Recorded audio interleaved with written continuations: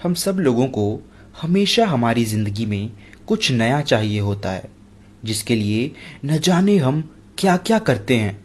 इसलिए आज मैं आपको ऐसे 5 पैरानॉर्मल गेम्स बताने जा रहा हूँ जिसे आप अपने दोस्तों के साथ खेल सकते हैं।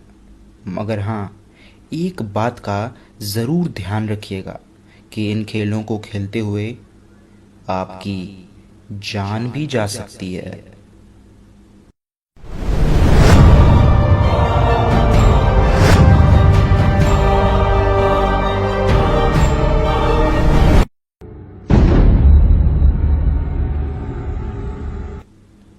इस खेल को खेलने के लिए आपको चाहिए एक मोमबत्ती, आपका एक बूंद खून, एक पेपर, थोड़ा नमक और एक माचिस का डब्बा। सबसे पहले आपको आपका नाम पेपर पर लिखना होगा। उसके बाद उस पेपर पर अपनी खून की कुछ बूंदें गिराइए। इसके बाद उस पेपर को आप अपने घर के मेन एंट्रेंस के ठीक सामने रख दीजिए और एक जलती हुई मोमबत्ती उस पेपर के ठीक ऊपर।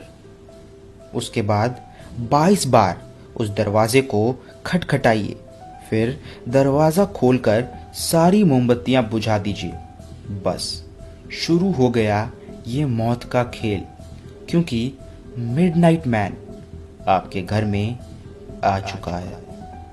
अब आप दरवाज़ा बंद कर मोमबत्तियों को फिर से जला दीजिए। फिर आप पूरे घर में मोमबत्ती के साथ घूमिए। अगर बीच में आपकी मोमबत्ती बुझी तो समझ लीजिए मिडनाइट मैन आपके बेहद पास है। अगर आप 10 सेकंड के अंदर मोमबत्ती नहीं जला पाए तो मिडनाइट मैन आपको बुरी तरह से डरा देगा। उससे फिर से बचने के लिए आप एक नमक से बने घेरे में खड़े हो जाइए। रात के ठीक 3:33 पर यह गेम खत्म हो जाएगा और मिडनाइट मैन अपनी दुनिया में वापस चला जाएगा। इस गेम को खेलते वक्त अगर आपने गलती से भी घर की कोई और लाइट जला दी या फिर आप बीच खेल में ही सो गए तो मिडनाइट मैन आपके साथ कुछ बुरा करेगा। कितना बुरा कोई नहीं बता सकता।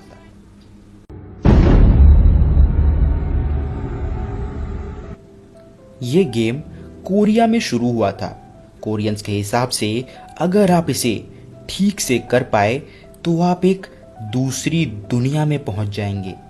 इस गेम को खेलने के लिए आपको एक बिल्डिंग ढूंढनी होगी जो कम से कम 10 मंजिल बड़ी हो और जिसमें एक लिफ्ट हो। लिफ्ट में जाकर आपको सबसे पहले 4th फ्लोर पर जाना है। उसके बाद फिर 2nd फ्लोर पर, फिर 6th फ्लोर और एक बार फिर 2nd फ्लोर। इसके बाद 10th फ्लोर, फिर नीचे 5th फ्लोर। लोगों के हिसाब से 5th फ्लोर पर एक सुंदर लड़की लिफ्ट में आती है, मगर आपको ना ही उसकी तरफ देखना है और ना ही बात करना है।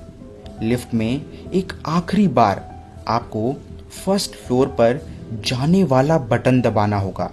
कहानी के हिसाब से लिफ्ट आपको 1st फ्लोर की जगह 10th फ्लोर पर लेकर आएगा। दरवाज़ा खुलते ही आप इस दुनिया से बहुत दूर जा चुके होंगे। वापस आने के लिए आपको इस चीज़ को उल्टा करना होगा, मगर लोग कहते हैं कि एक बार उधर जाने के बाद वापस आ पाना लगभग नामुमकिन है।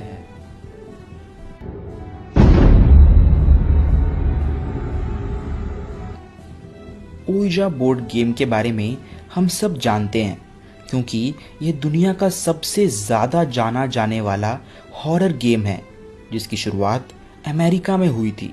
इस गेम को खेलने के लिए आपको ये ओइजा बोर्ड चाहिए होगा और कम से कम 2 लोग। इस गेम के ज़रिए आप भूतों से बातें कर सकते हैं। पैरानॉर्मल रिसर्चर्स मानते हैं कि इस गेम को खेलते वक्त अगर आपने गलती से भी किसी आत्मा को गुस्सा दिला दिया तो आपकी जान भी जा सकती है।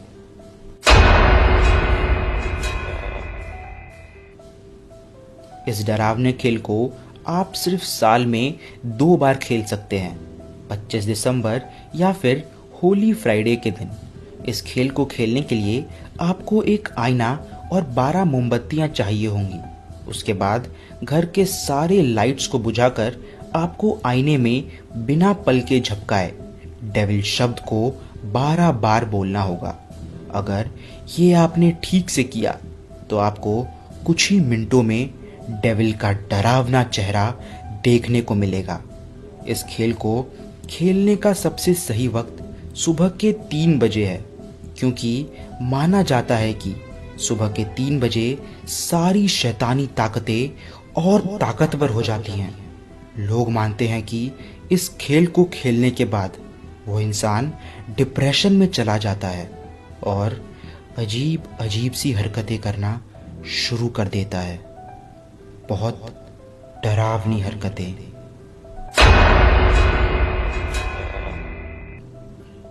डारुमा एक जापानीज लड़की का नाम था जिसके बाथरूम में गिरने की वजह से मौत हो गई थी।